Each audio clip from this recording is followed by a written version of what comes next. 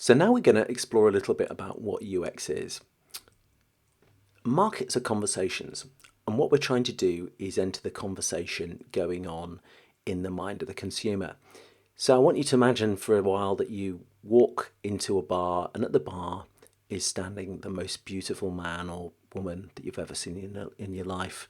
Your heart's pulsating, and what do? You walk up to the bar, and the first thing that you do is, of course, you buy them a drink, don't you? You offer to buy them a drink. And what we're trying to do with any marketing is we're trying to start a conversation, and we're trying to create that relationship with the end user, that enables us to start that conversation and start interacting with the user. And we can do that through user experience design. We can do that through marketing.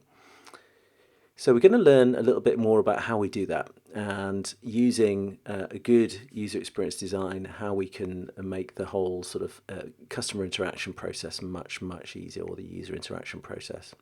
So we're going to learn a little bit about how people read. So there's a little example there of the F pattern. So we're going to learn all about that, along with the Z pattern, so different ways of people absorbing content. Then we're going to learn how my dog Bidou, and this is my dog, French Bulldog Bidou, he's going to show us a little bit about UX design and how we can apply some of those principles to everyday life. So there's some common approaches to user experience design, and whenever we're looking at a user experience design project, we sort of got a conversion and optimization toolbox, which we're able to pull a series of tools out. And whether that be starting with personas, you're probably familiar with some of the sort of processes around personas. I know during your 8 process that you go through a sort of persona development process. We use tools like expert review, so we can go to a website or a set of emails and find out what we think is good or bad about those emails, and we can help with that process. We maybe think about things like customer journey or user journey analysis, thinking about information architecture, which we're going to talk again about later on in the process. So how content is structured, managed, organized, labeled, and found. And then maybe we then sort of start to get into the whole sort of visual design process. If you want to test how things are working, you maybe use some user testing. And we follow this sort of iterative process in design, which is very much working in smart cycles and following an agile approach to product and email design, or website design, or whatever it may be. But really, digital design follows a similar process to this.